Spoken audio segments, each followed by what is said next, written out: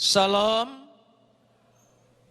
Pagi ini kita akan bersama-sama membaca firman Tuhan yang terambil dari kitab Mazmur pasal 91 ayat 1 sampai ayat yang ke-16. Mazmur pasal 91 ayat 1 sampai ayat 16. Kita akan membacanya saling sahut bersahutan. Saya akan awali ayat yang pertama, lalu jemaat menjawab ayat yang kedua, dan seterusnya saling ganti bergantian sampai tiba pada ayat yang ke-16. Mazmur 91 ayat 1 sampai ayat 16. Orang yang duduk dalam lindungan yang maha tinggi dan bermalam dalam naungan yang maha kuasa akan berkata kepada Tuhan, tempat perlindunganku dan kubu pertahananku, Allahku yang kupercayai. Sungguh dialah yang akan melepaskan engkau dari jerat penangkap burung, dari penyakit sampar yang busuk. Dengan kepaknya ia akan menudungi engkau, di bawah sayapnya engkau akan berlindung. Kesetiaannya ialah perisai dan pagar tembok. Engkau tak usah takut terhadap kedahsyatan malam, terhadap panah yang terbang di waktu siang, terhadap penyakit sampar yang berjalan di dalam gelap, terhadap penyakit menular yang mengamuk di waktu petang. Walau 1000 orang rebah di sisimu dan 10.000 di sebelah kananmu, tetapi itu tidak akan menimpamu. Engkau hanya menontonnya dengan matamu sendiri dan melihat pembalasan terhadap orang-orang fasik. Sebab Tuhan ialah tempat perlindunganmu, yang maha tinggi telah kau buat tempat perteduhanmu. Malapetaka tidak akan menimpa kamu dan tulah tidak akan mendekat kepada kemahmu. Sebab malaikat-malaikatnya akan diperintahkannya kepadamu untuk menjaga engkau di segala jalanmu. Mereka akan menatang engkau di atas tangannya, supaya kakimu jangan terantuk kepada batu. Singa dan ular tedung akan kau langkahi. Engkau akan menginjak anak singa dan ular naga. Sungguh hatinya melekat kepadaku, maka aku akan meluputkannya. Aku akan membentenginya sebab ia mengenal namaku. Bila ia berseru kepadaku, aku akan menjawab, aku akan menyertai dia dalam kesesakan, aku akan meluputkannya dan memuliakannya. Dengan panjang umur akan kukenyangkan dia dan akan kuperlihatkan kepadanya keselamatan daripadaku. Kapot lecha Adonai Elohenu kapot lecha. Segala kemuliaan ya Adonai Tuhanku, kemuliaan bagimu. Saudara-saudara yang dikasihi Tuhan, Mazmur 91 dari sejak zaman Salomo menurut kitab Targum sudah menjadi tradisi bagi orang Yahudi, yaitu Mazmur ini dianggap sebagai satu doa untuk menangkal daripada si jahat. Karena itu jika ada orang kerasukan, jika ada kuasa-kuasa kegelapan, hal itu selalu didoakan melalui Mazmur 91.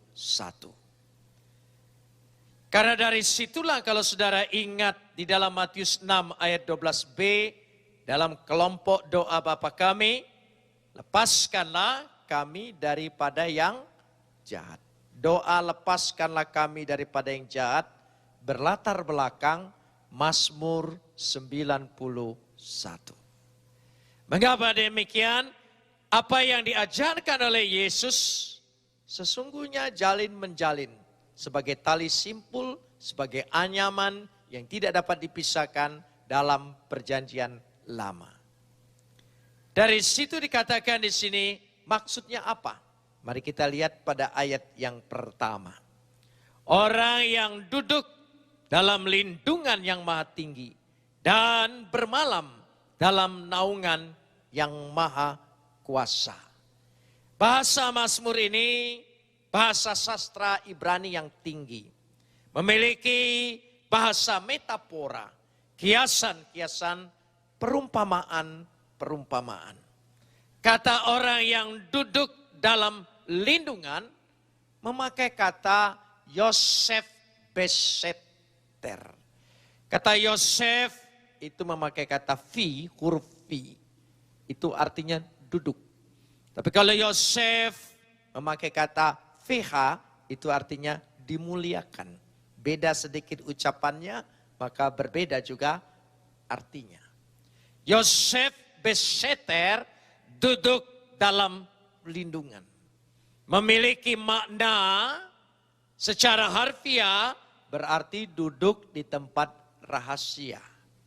Kata-kata ini menggambarkan, menurut pemikiran orang Yahudi, menggambarkan tentang duduk di ruangan Maha Kudus. Karena kemah ibadah orang Yahudi itu memiliki 3 ruangan, halaman, ruangan kudus, dan ruangan Maha Kudus. Dan di ruangan Maha Kudus itu hadirat Tuhan, dan Tuhan turun di sana, dan hanya imam besar yang boleh masuk ke sana. Itu pun setahun sekali. Disitulah dianggap tempat rahasia. Disitulah tempat duduk dalam hadirat Tuhan. Itu arti duduk dalam naungan. Yosef Beseter. Lalu dikatakan sini bermalam dalam naungan yang maha kuasa. Kata bermalam dalam naungan memakai kata Betsel Yitlonan. Kata Betsel Yitlonan berarti berada dalam bayang-bayang. Kalau saudara berteduh dalam awan yang cukup gelap, sehingga saudara berada di sana, saudara tidak kena terik panas. Itu maksudnya, yaitu berteduh. Yaitu itu yang dimaksudkan juga, yaitu bermalam dalam naungan. Nah saudara, apa maksudnya duduk dalam lindungan dan bermalam dalam naungan? 2 kata ini, kalau dia bisa duduk sebagai tamu, sampai bermalam, itu bukan tamu biasa. Itu tamu istimewa. Pasti dia memiliki hubungan yang istimewa. Hubungan yang erat. Ikatan, setidak-tidaknya keluarga pasti sesuatu. Sehingga dia bukan hanya datang sebagai tamu, tapi dapat juga bermalam dan tinggal di sana. Itu arti duduk beseter tadi.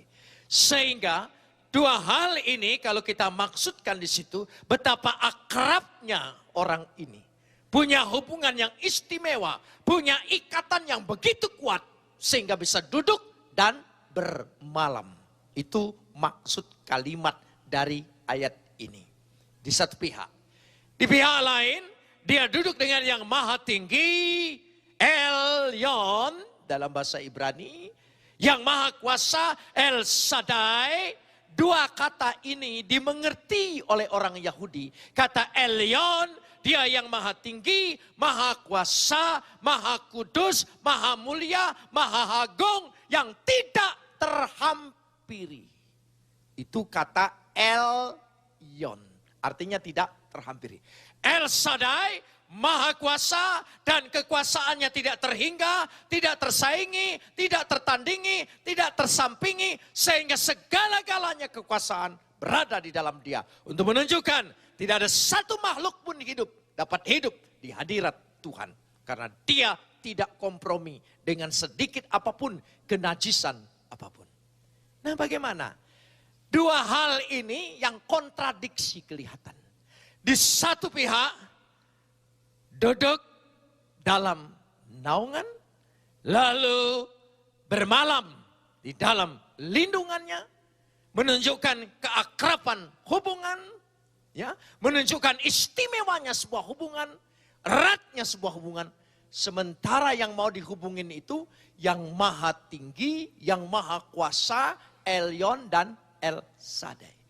Tidak mungkin 2 hal ini bisa bersatu. Tapi dimungkinkan hanya satu. Karena firman yang ada dalam diri Bapa itu keluar menjadi manusia. Menjadi namanya siapa? Yesus. Lewat Yesus inilah yang maha tinggi Elyon itu, El Shaddai itu bisa akrab dengan kita. Bisa begitu dekat hubungannya. Bisa memiliki hubungan yang istimewa. Ikatan yang kuat. Karena satu, Yesus. Karena itu Yesus berkata, akulah jalan kebenaran dan hidup. Seorang pun tidak sampai kepada Bapa kalau tidak melalui aku. Itulah keistimewaan yang dimiliki oleh orang percaya. Beri kemuliaan bagi Tuhan. Siapa kita? Kita tidak layak untuk berhubungan, akrab, berjumpa, bersekutu, bermalam. Sehingga menjadi seperti ikatan yang luar biasa. Siapa kita? Kita orang berdosa. Kita penuh dengan segala kelemahan, kenajisan, keaiban. Sehebat apapun orang sampai pada tingkatan resi sekalipun. Tidak mungkin mencapai yang maha kudus itu. Tetapi Yesuslah jalan pengantara kita. Yang mempertemukan itu sehingga kita bisa disebut menjadi anak-anaknya. Orang yang percaya diberi kuasa untuk menjadi anak-anaknya. Itulah anugerah yang terbesar yang Tuhan berikan kepada kita. Hanya lewat Yesus. Tubuh dan darahnya yang menjadi jaminan bagi kita untuk berjumpa dengan Dia. Mari kita bersyukur untuk itu semua. Amin saudara. Angkat tanganmu tanda bersyukur kepada Dia. Betapa besar kasih-Nya, anugerahnya, kemurahannya, belas kasihannya. Itu mujizat yang terbesar di dalam hidup kita. Amin saudara. Mujizat yang lain itu bonus. Tapi mujizat yang besar ketika kita dihubungkan dengan Bapa kita di sorga. Pagi ini kita menghadapi itu. Tubuh dan darahnya kita imani. Itu meterai. Dan untuk menghidupi hubungan yang dimeteraikan itu. Untuk menghidupinya Dia tidak beri pada pribadi yang lain. Dia berikan rohnya sendiri. Supaya kita bisa berjumpa, bertemu, hidup di dalam Dia. Itu artinya akrab. Hidup, bergaul, berjalan bersama di dalam Dia. Hanya satu pengantara kita, Yesus Kristus. Amin. Beri kemuliaan yang sebesar-besarnya. Bagi Dia kemuliaan luar biasa. Itulah anugerahnya. Patut kita syukuri. Dari situ kita, ketika kita berhubungan ini, saudara, Mazmur 91 ini memberikan daftar panjang tentang bahaya-bahaya si jahat itu untuk masuk ke dalam diri manusia. Daftar yang panjang diberikan di sini sekaligus daftar jaminan Tuhan bagi orang yang percaya supaya bisa luput daripada yang jahat. Daftar itu ada. Dari ayat 2 sampai ayat yang ke-16. Supaya memudahkan saya akan bagi daftar itu. Sebab si jahat itu masuk ke dalam diri kita. Masuk ke dalam diri kita. Begitu mudah. Karena itu dalam doa Bapa kami ada. Jauhkan kami dari pencobaan. Lepaskanlah kami daripada yang jahat. Dua hal ini. Kenapa begitu hebatnya dua hal ini sampai masuk pada rumusan doa? Karena si jahat dan pencobaan itu bisa masuk dalam diri manusia. Karena dalam diri manusia ini ada sarananya, ada jalan masuknya, ada channelnya. Sehingga dia bisa masuk. Mengapa? Paulus katakan dalam diri manusia, surat-surat Paulus itu menyatakan dalam diri manusia itu ada hawa nafsu. Bahasa Yunaninya yang dibuat oleh Paulus bagus sekali. Epitumia. Epitumia. Hawa nafsu. Lewat hawa nafsu inilah si jahat itu mudah sekali masuk ke dalam diri manusia. Itu. Karena begitu mudah masuk ke dalam diri manusia itu dikatakan di situ, bagaimana dia masuk dan menguasainya. Sehingga mudah sekali. Karena sehebat apapun pasti manusia punya hawa nafsu. Mau tidak mau itu channelnya, itu salurannya, itu jalan masuknya. Yang kedua, kita sering kali dicobai oleh keinginan kita. Dicobai juga oleh kemauan dan hasrat kita. Memang manusia tidak luput dari kemauan dan keinginan. Paulus menuliskan dalam bahasa Yunaninya disebut tumos. Tumos. Coba ucapkan. Bukan tumor. Tumos. Tumos itu hasrat keinginan. Epitomia nafsu. Kedua hal ini harus bisa dikendalikan. Untuk mengendalikan kedua hal ini, Tuhan kasih manusia itu nous. Nous. Nous itu artinya akal pikiran. Rasio. Rasio dan akal pikiran itu ya kadang-kadang dia malahan takluk dengan hawa nafsu dan dengan keinginan. Untuk itu, maka supaya dia punya kekuatan, maka nous atau rasio atau akal pikiran ini, akal budi ini harus diisi. Yaitu dengan namanya Sofia. Sofia. Sofia itu artinya pengetahuan dan kebijaksanaan. Kata Sofia dalam bahasa Yunani, satu kata sebetulnya berakar dari dua kata bahasa Ibrani. Yaitu bina, pengetahuan, hokma itu hikmat. Bina itu pengetahuan, bisa kita pelajari dengan segala pengetahuan, bisa kita selidiki, bisa semua dengan pengalaman-pengalaman kita. Tapi hokma itu datangnya dari Tuhan. Takut akan Tuhan adalah permulaan dari hikmat. Firman Tuhan itulah yang memenuhinya. Kalau bina dan hokma ini memenuhi nous ini, akal pikiran ini, maka dia punya kekuatan. Kekuatan itu dinamakan sophrosun. Sophrosun. Sophrosun itu artinya pertimbangan-pertimbangan. Pertimbangan-pertimbangan inilah yang akan melahirkan satu tindakan, satu keputusan yang disebut dikaisun. Dikaisun itu adil dan benar. Saudara, itulah gunanya firman Tuhan itu menuntun kita. Supaya kita sungguh-sungguh memperoleh kekuatan dari sorgawi itu. Amin. Itulah diberikannya. Untuk itu Tuhan memberikan perlindungan, pertahanan, dan perteduhan. Tiga kata ini ada pada ayat 2 sampai ayat 9. Ayat 2 dan ayat 9 maksud saya. Dari ayat 2 dan ayat 9 itu menggambarkan bagaimana dia menjadi tempat perlindungan. Sungguh dikatakan di situ, aku akan berkata kepada Tuhan, tempat perlindunganku dan kubu pertahananku. Tempat perlindungan memakai bahasa Ibrani mahse. Mahse. Mahse itu lebih menunjukkan berarti dia memiliki tuan. Ada yang memilikinya. Jadi dengan kata lain, kata mahse lebih tepat diterjemahkan ada yang bertanggung jawab. Jadi sekali lagi kita di dunia ini tidak sebatang kara, tidak seorang diri, tidak yatim piatu, ada yang bertanggung jawab. Amin. Katakan dengan dirimu. Katakan dengan dirimu. Ada yang bertanggung jawab. Tidak usah khawatir jalanin hidup ini. Apapun yang menimpa engkau, apapun yang persoalan yang ada terjadi diizinkan oleh Dia. Kita tidak bergumul sendiri. Ada yang bertanggung jawab. Masih itu arti tempat perlindungan.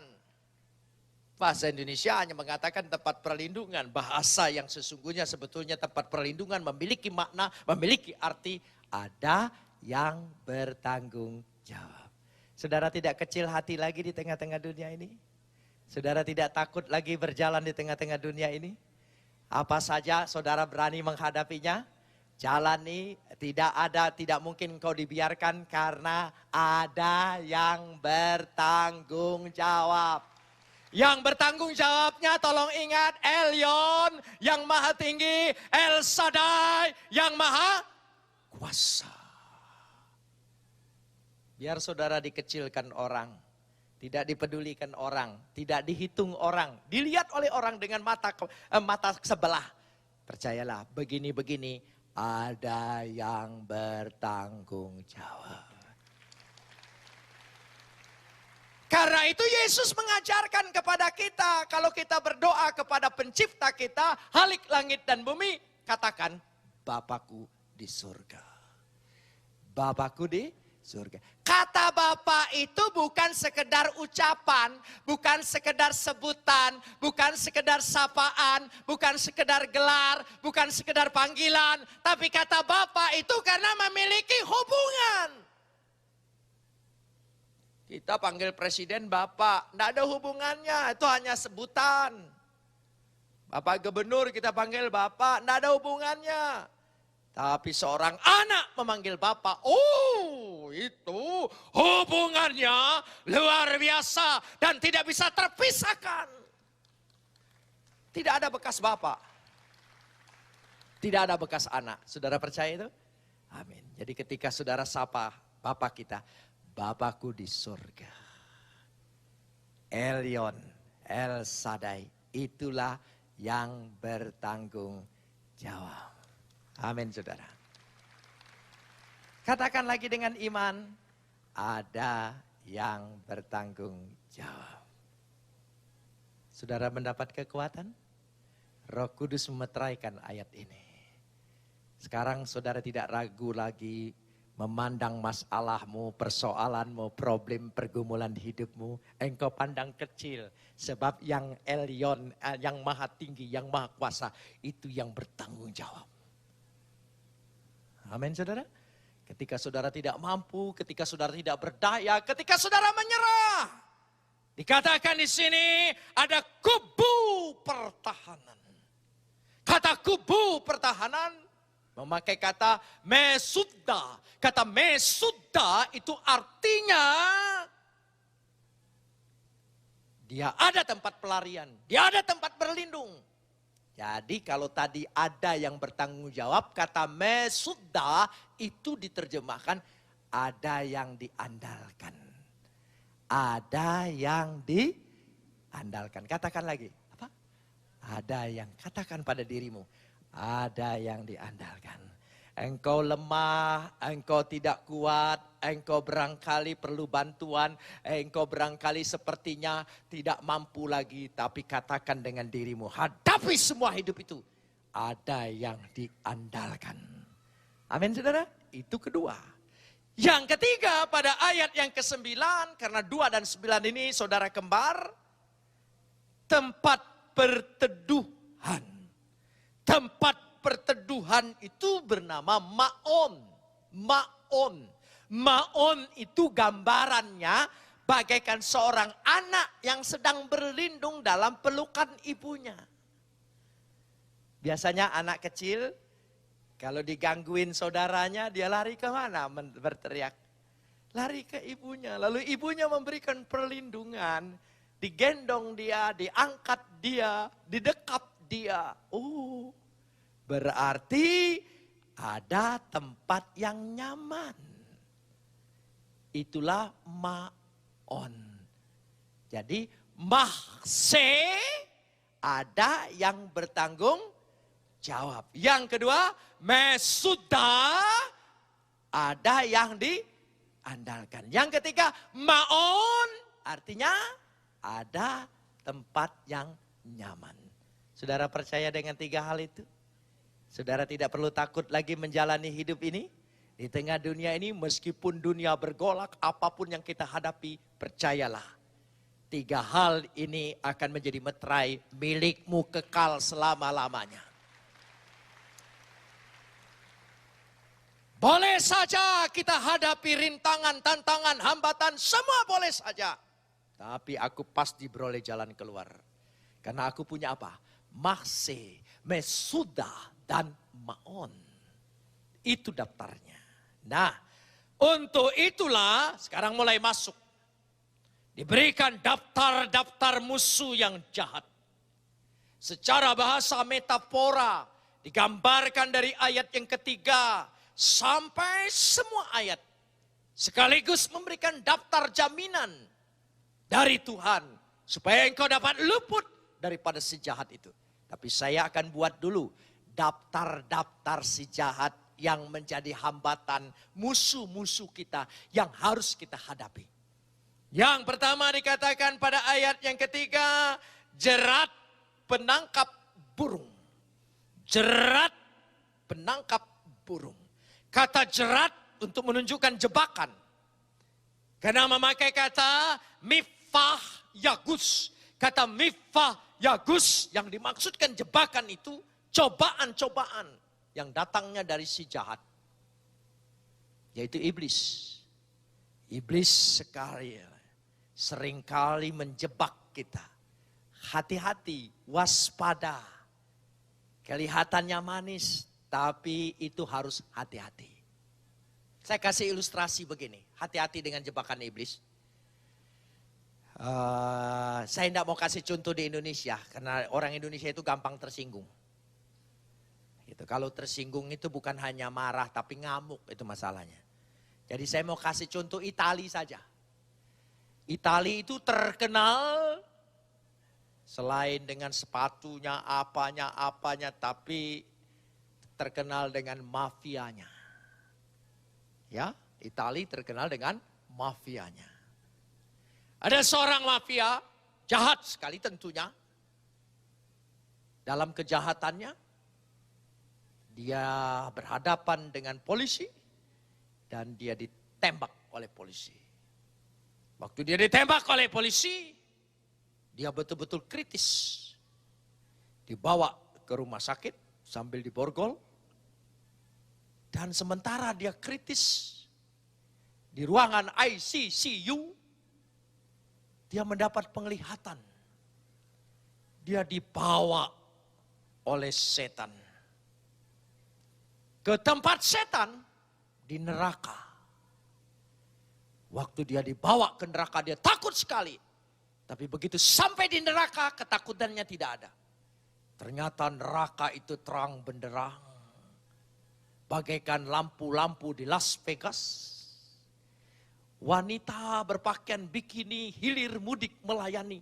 Wah, lalu dia pikir, wah ini cocok buat saya. Dia senang sekali. Akhirnya dia sadar. Waktu dia sadar dia bukan tambah baik, tambah jahat. Setelah dia bebas, dia berbuat jahat, lebih jahat lagi. Akhirnya ditembak betul-betul mati. Waktu mati dia senang dibawa ke neraka. Ternyata sampai di neraka api sedang bernyala-nyala. Pada waktu api sedang bernyala-nyala, dia teriak, "Loh, kenapa di sini? Dulu tempatnya lain, bukan seperti ini." Jawab penjaga neraka, "Dulu sedang bulan promosi." Hati-hati. Iblis sedang mengadakan apa? Ya, promosi. Kelihatannya baik, tapi itu jebakan. Itu namanya jebakan. Itu disebut mifah yakus. Yang kedua, penyakit sampar yang busuk. Kata penyakit, kita selalu sering berpikir penyakit itu mengganggu kesehatan. Tapi sebetulnya ini bahasa metafora. Penyakit sampar yang busuk itu memakai kata mitdefer hawut. Kata mitdefer hawut itu kalau dibaca menjadi mitdafar. Dafar itu perkataan, hawut itu jahat. Jadi perkataan-perkataan yang jahat. Perkataan-perkataan yang sering memojokkan kita. Apa itu fitnah, apa itu gosip, apa itu saja apa. Ingin merusak kehidupan seseorang, itu dikatakan mitdafar hawat. Kata mitdafar hawat ini seringkali mengganggu kehidupan kita. Karir kita, masa depan kita. Ketika kita maju dengan tenang, laju dan sukses. Oh, banyak mulut-mulut usil. Semua orang punya mulut, kita tidak bisa mengaturnya. Semua orang punya pikiran, kita tidak bisa mengaturnya supaya sepaham dengan kita. Tapi yang terpenting, kita percaya, tidak usah takut, jangan hiraukan perkataan itu. Apapun dipikir orang, tidak semua yang jongkok itu berak. Amin. Amin. Loh, itu penting sekali. Karena Tuhan pasti menjaga kita. Amin. Itu musuh, musuh. Lalu dikatakan di sini ayat yang kelima, bahasanya kedahsyatan malam. Kata kedahsyatan malam itu berarti mifahat laila. Mifahat laila. Laila itu artinya malam. Hampir mirip dengan bahasa Arab, laila. Tapi kalau sering banyak keluar malam sampai gila, itu namanya Laila Majnun. Itu jadi itu dimaksudkan mikfahat. Artinya kedahsyatan malam, teror di waktu malam, serangan yang mendadak yang tidak pernah kita duga. Karena itu bagaimana kita bisa waspada? Oh, kita harus hati-hati. Belum lagi dikatakan di sini panah yang terbang di waktu siang. Kata panah yang terbang di waktu siang, mehet yaum yomam. Di waktu terang benderang, ada bahaya, ada malapetaka, ada bencana yang seringkali datang dalam kehidupan kita. Kebetulan negeri kita ini banyak sekali bencana. Itu terang-terangan, tidak gelap-gelapan. Dan manusia semua tidak berdaya. Ayo. Teknologi boleh modern, semua orang boleh kuat. Tapi tidak berdaya itu dengan Gunung Merapi. Mbak Marijan pun pikir dia bisa mampu dengan Kuku Bima. Enggak bisa. Itu bahaya. Belum lagi hidup di tengah terang-terangan ini, bahaya. Banyak bahayanya hidupmu. Hidup kita ini banyak bahayanya. Coba, makin modern, makin tinggal di kota besar, bahayanya makin besar. Kita mau nyebrang jalan aja sudah susah kan? Walaupun itu ada zebra cross. Tapi orang pikir zebra cross itu hiasan jalan. Sampai orang jalan itu seperti orang yang kalah perang. Angkat tangan deh.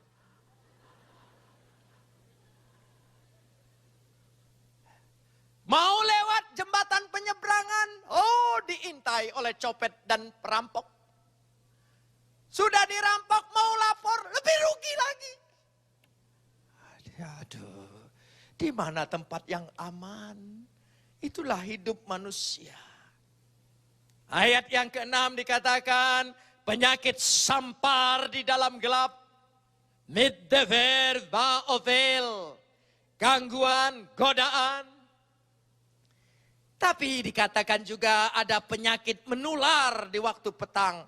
Miggetep sohorayim. Nah, ini betul-betul baru penyakit. Penyakit yang berkembang. Walaupun ilmu kedokteran itu tinggi. Alat-alat kedokteran itu luar biasa canggihnya. Tapi kalah cepat dengan penyakit.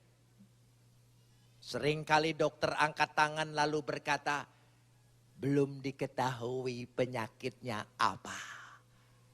Tidak sakit apa-apa tapi kita sakit. Wow.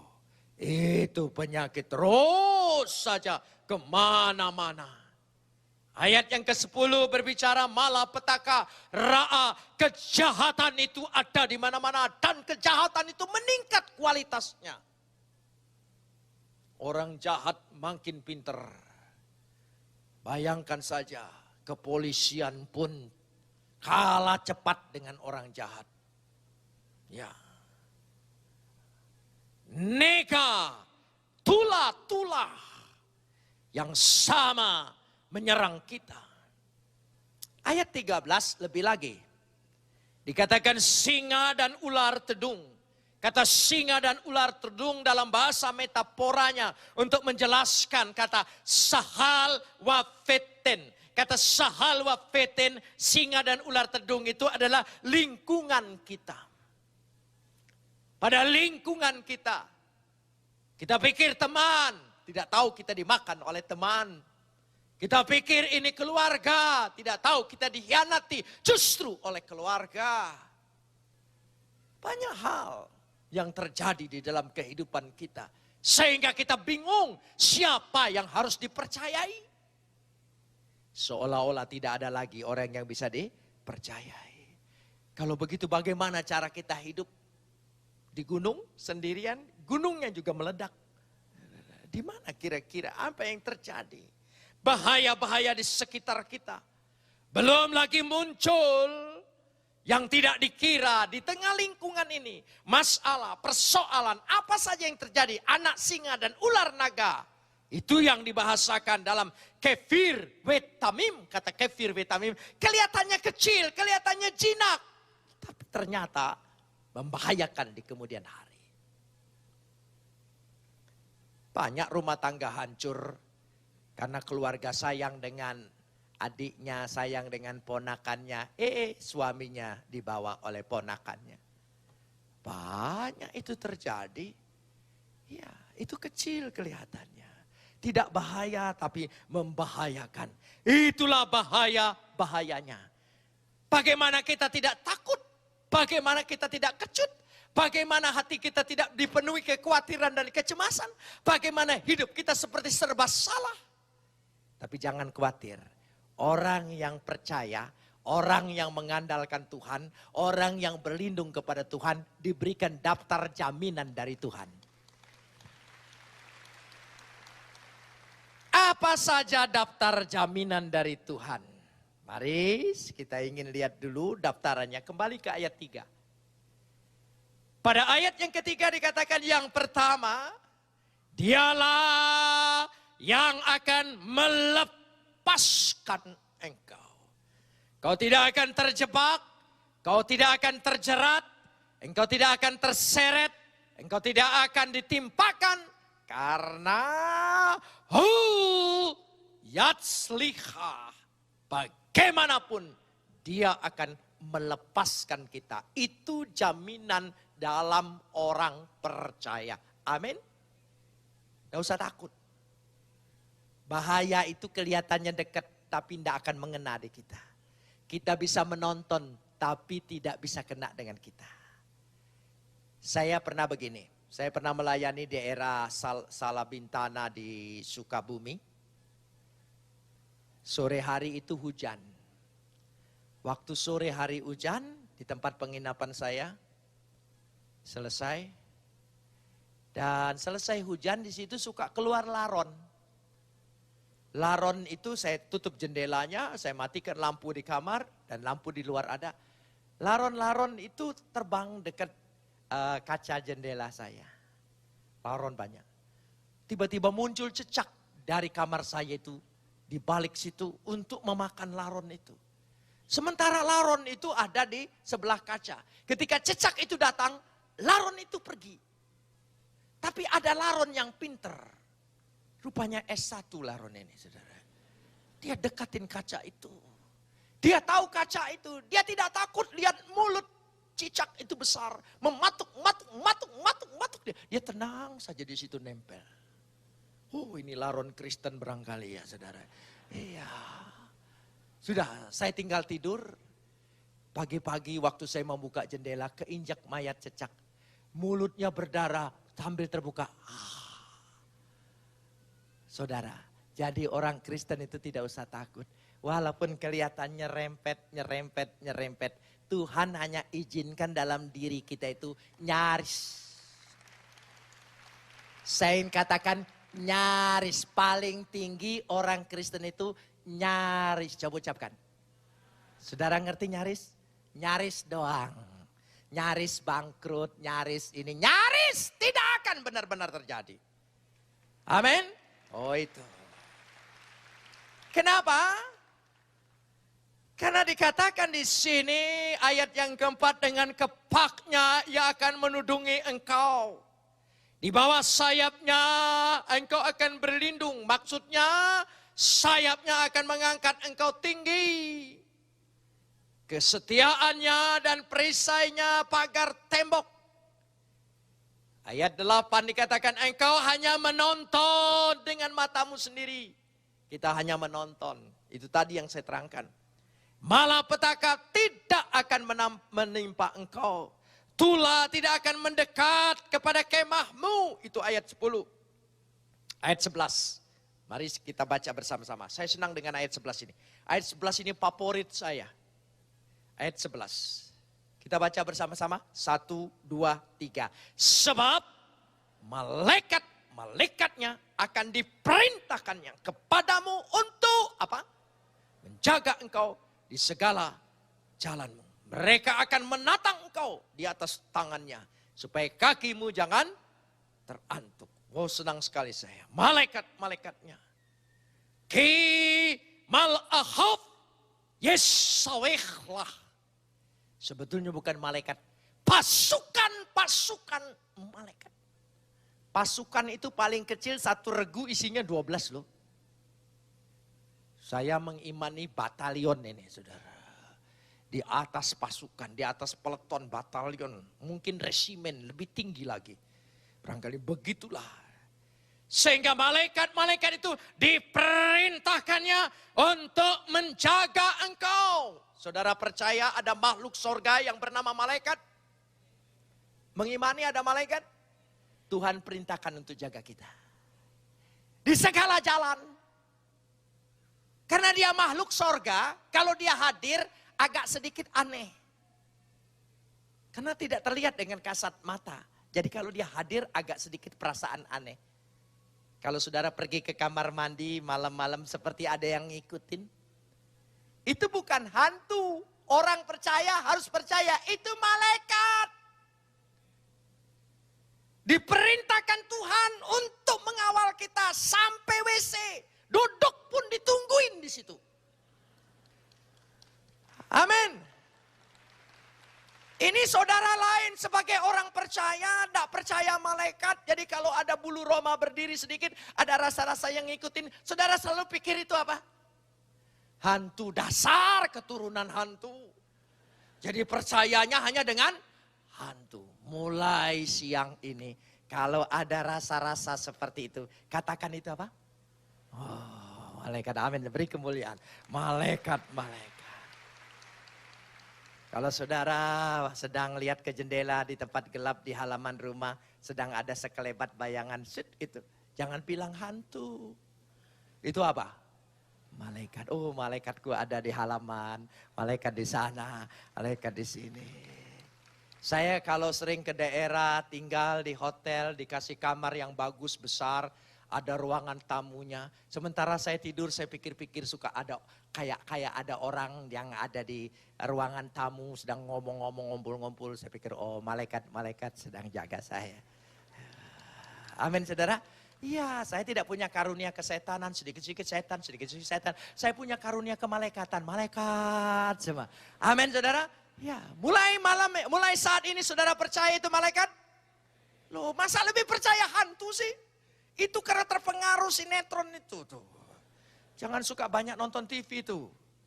Gitu, suster ngesot lah segala macam lah, inilah. Saya tidak peduli. Yang penting malaikat. Kalau saya jalan tiba-tiba ada rasa bulu roma berdiri gitu. Oh, malaikat hadir. Terima kasih Tuhan sebab ayat ini berkata, engkau perintahkan untuk menjaga aku dari segala jalanku. Kalau anak kecil ketakutan, bacain ayat ini.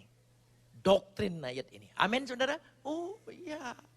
Jangan tambah nakut-nakutin. Ayo di sana ada apa? Ayo.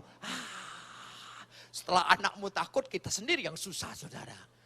Kalau dia bilang, anak sering lihat. Anak kecil kan sering lihat. Pak, kayak ada orang di sana.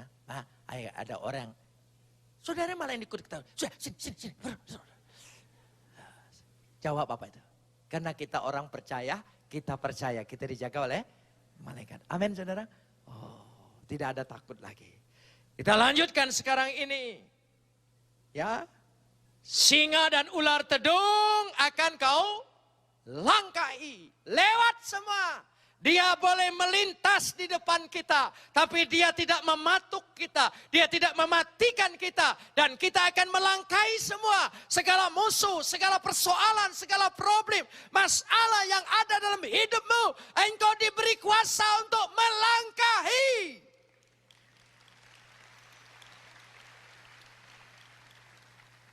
Seandainya dia sudah dekat. Baca ayat yang ke-13 ini. Seandainya dia sudah dekat. Ya. Dikatakan di situ. Singa dan ular tedung akan kau langkahi. Engkau akan, tolong sambung. Menginjak anak singa dan ular naga. Seandainya sudah dekat, mepet betul, tidak sempat melangkahi, saudara diberi kuasa untuk menginjak-injaknya. Angkat kakimu, sekarang juga praktekkan dalam nama Yesus.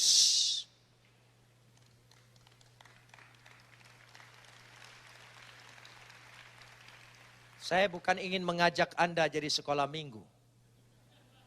Tapi setiap perkataan firman Tuhan, setiap katanya saya sangat imani. Karena itu bagian kepercayaan saya yang tidak bisa dilepaskan. Dan saya senang mempraktekkannya. Karena dengan iman demikian dia akan bertumbuh dan menjadi kekuatan bagi kita. Karena semua yang tertulis akan dikerjakan oleh Roh Tuhan yang bekerja di dalam kehidupan kita. Saya percaya ketika engkau keluar dari sini, engkau punya kuasa melangkahi dan sekaligus menginjak-injak.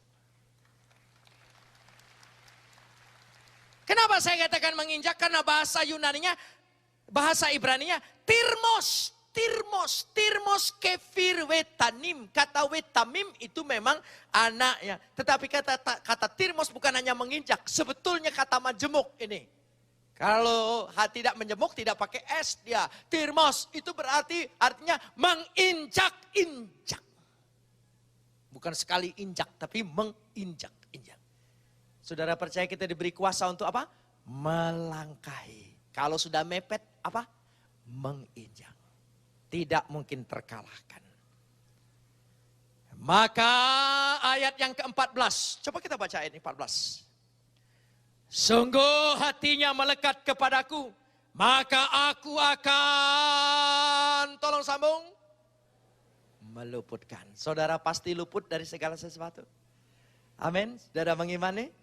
Luput dari segala sesuatu. Karena apa? Ayat 15. Ayat 15, mari kita baca ayat 15.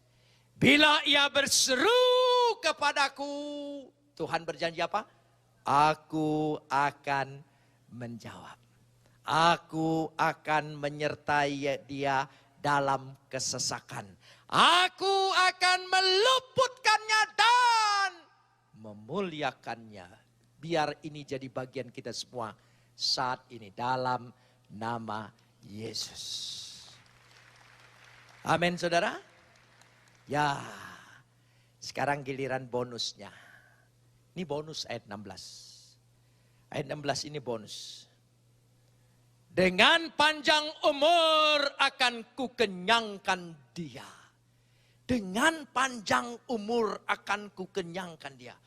Oreh Yamim Asbi Ehu. Kata oreh itu panjang umur. Panjang sekaligus diberkati. Panjang sekaligus sehat. Panjang umur penyakitan buat apa? Panjang umur sehat bisa menikmatinya. Tuhan berikan. Akan kukenyangkan engkau. Jadi semua orang percaya. Engkau diberi bonus yaitu umur panjang.